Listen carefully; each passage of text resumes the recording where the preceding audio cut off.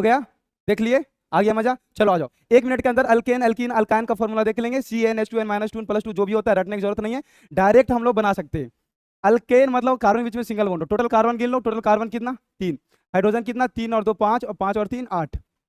अब हाइड्रोजन को 3 के केस में तोड़ दो, तो ऐसा लिख सकते हैं 2 × 3, 3 के केस में तोड़ दिया हाइड्रोजन को, कितना हो जाएगा 3 2 जा 6, यानी 6 और +2 हो गया 8। अब मान लो 3 को n मान लो, और 3 को अगर n मान लेंगे तो क्या हो जाएगा CnH2n+2। यही हम लोग का फॉर्मूला होता है। आपको ऐसा सोच रहा होगा सर ये तो आसान था, ये बता दिए। इसमें मान लो इसमें कार्बन के बीच में सिंगल बॉन्ड है, टोटल कार्बन कितना है 5, कार्बन 5, हाइड्रोजन 3 और 2 5, 5 और 2 7, 7 और 2 9, 9 और 3 12।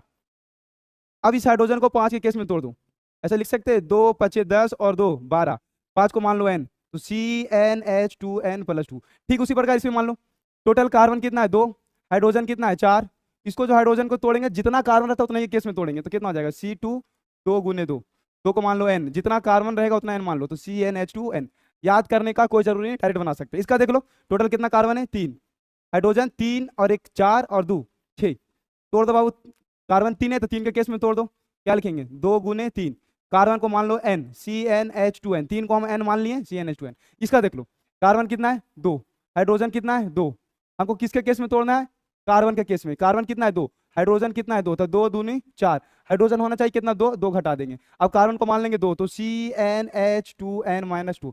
इसमें देख लो कार्बन कितना है 3, हाइड्रोजन 3 और 1 4, लेकिन तोड़ना किसके केस में कार्बन के केस में, तो इसको ऐसा लिख सकते हैं 2 × 3 कितना हो गया 6, आने कितना चाहिए था 4, 2 घटा देंगे। अब कार्बन 3 है 3 इसको मान लेंगे CnH2n-2। अब हम